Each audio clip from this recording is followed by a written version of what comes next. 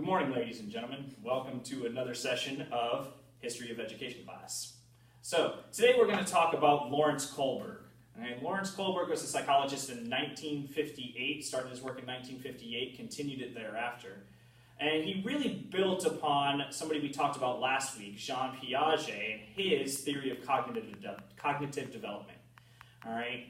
So, what Kohlberg wanted to talk about was the theory of moral development. In other words, how, as we move through life, as we move through stages of cognitive development, do we understand morality? We understand the world around us and the choice between right and wrong. And he wasn't really concerned with the choice, whether the choice was right or whether the choice was wrong, but rather how he came to understand that, how he came to make that choice concerning morality.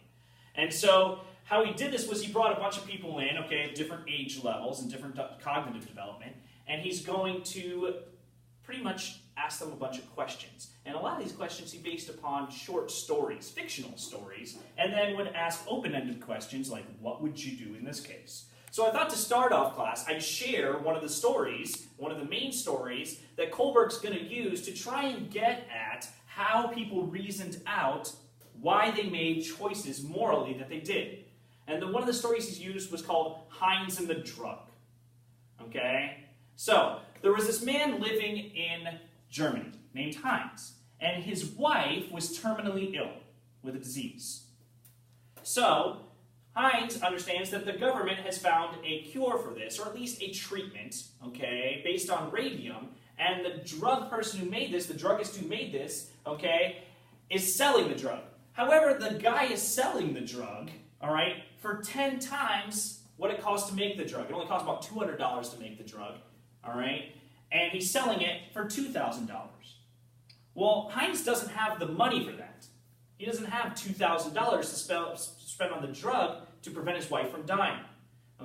So he goes around and around asking people for money. He raises about $1,000. And he goes to the druggist and he says, look, I don't have $2,000. I have $1,000. I can give you $1,000, and pay the rest later, or you can just take mercy on me, and allow me to pay $1,000 for this drug. And the druggist says, no, you're out of luck. Sorry about your luck, but you don't get the drug. Now, Heinz's wife is dying, he knows there's a drug available, that he just can't afford it. He also knows that he's already paying more than the drug is actually worth. So what does Heinz do? He breaks into the store, steals the drug, so that he can give it to his wife. So the question here that I have for you, and it's not a right or a wrong question, is, what would you do? What would you guys do? So, Pocahontas, what would you do in this case? Do you think Heinz was right for taking the drug? Do you think he was wrong for taking the drug, and why? I think he was right because he cared about his family and she meant a lot to him. What about you, Sacagawea? Completely wrong. Honestly, he should not be stealing. That is not good. Why? He's taking from the guy who made it. The guy has a right to sell his drug.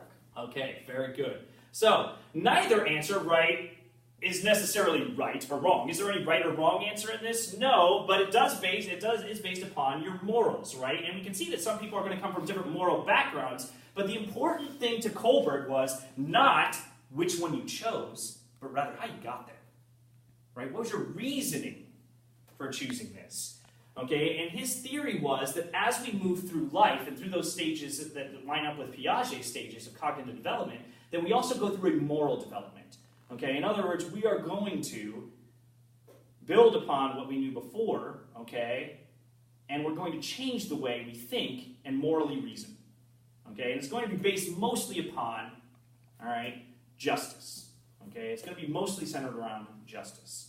And so really what we're going to have is 3 levels, and 6 stages to Kohlberg's theory of moral development.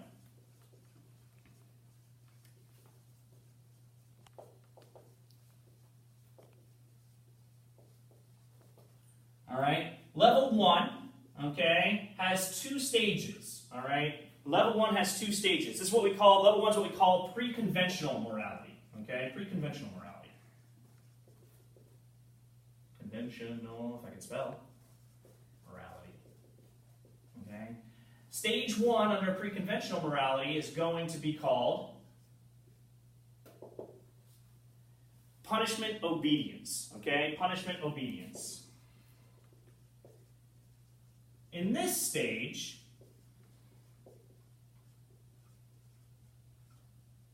children only know right from wrong based on obedience or punishment.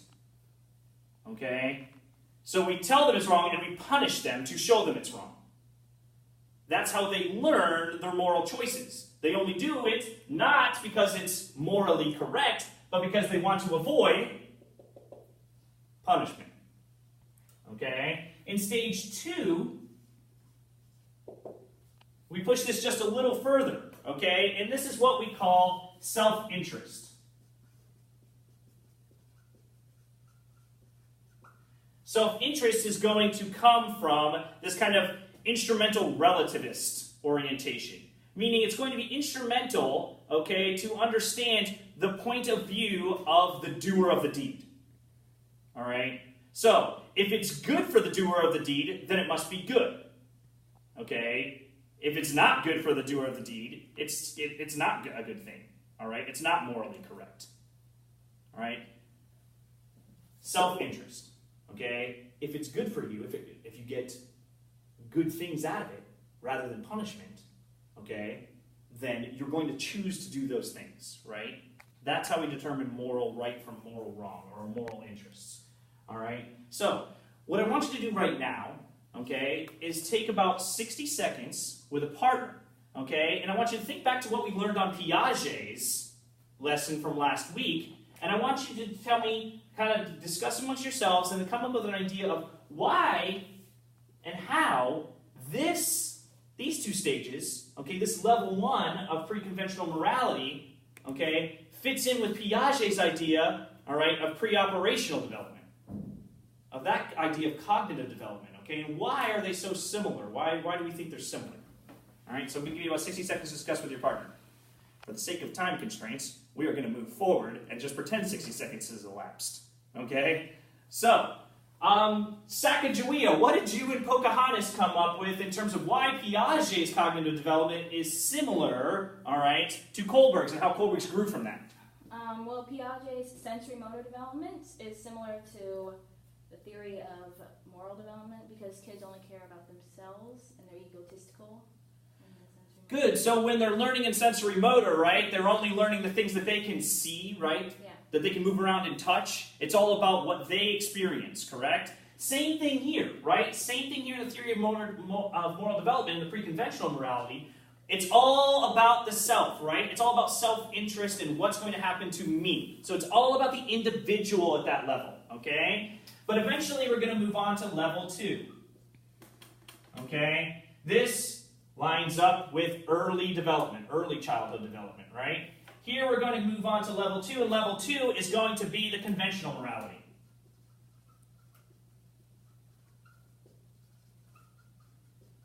Okay? Now, conventional morality is also going to have 2 stages. Stage 3 is going to be what we call the conformity and interpersonal accord. Okay? I know it's a mouthful.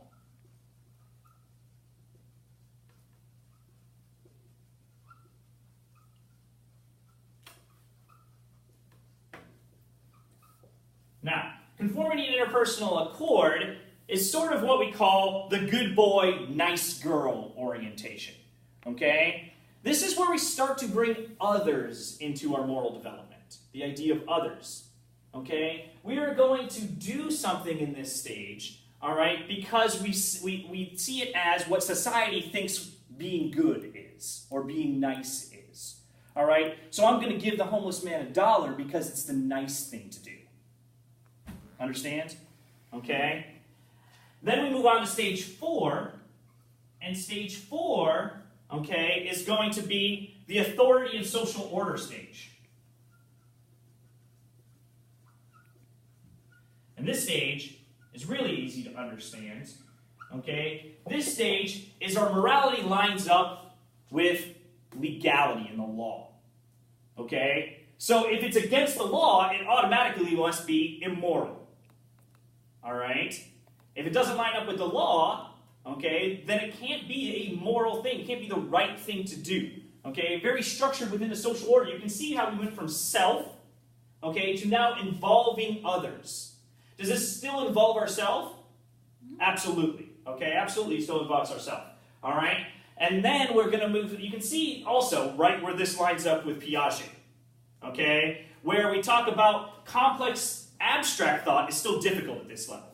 Okay? We can't really move beyond ourselves and that order, that structure.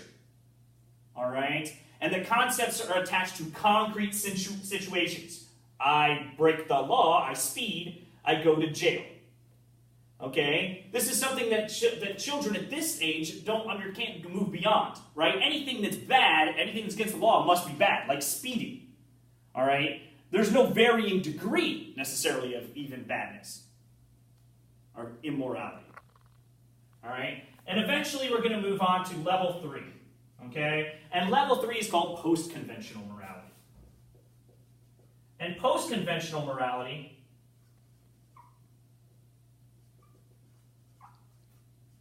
is where all we're thinking about is society. Okay? Stage 5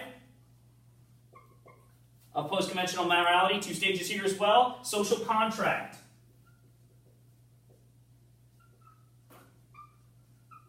In other words, we start to think, what's good for the people in this society? Okay, what's the right thing to do, or the moral thing to do for everyone within this society? And as we start to realize that it's going to vary from society to society, isn't it? Okay? And we start to realize that there might be situations where it's perfectly moral to do something illegal. Okay?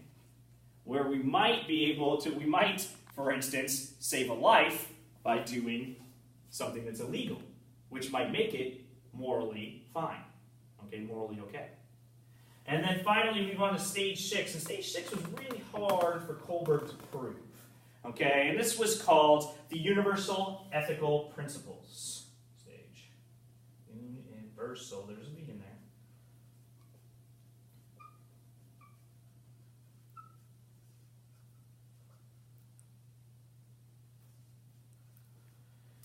His idea here, okay, was that everyone has an innate view, okay, within them of what is morally correct for all of humankind, okay, for everyone, all right?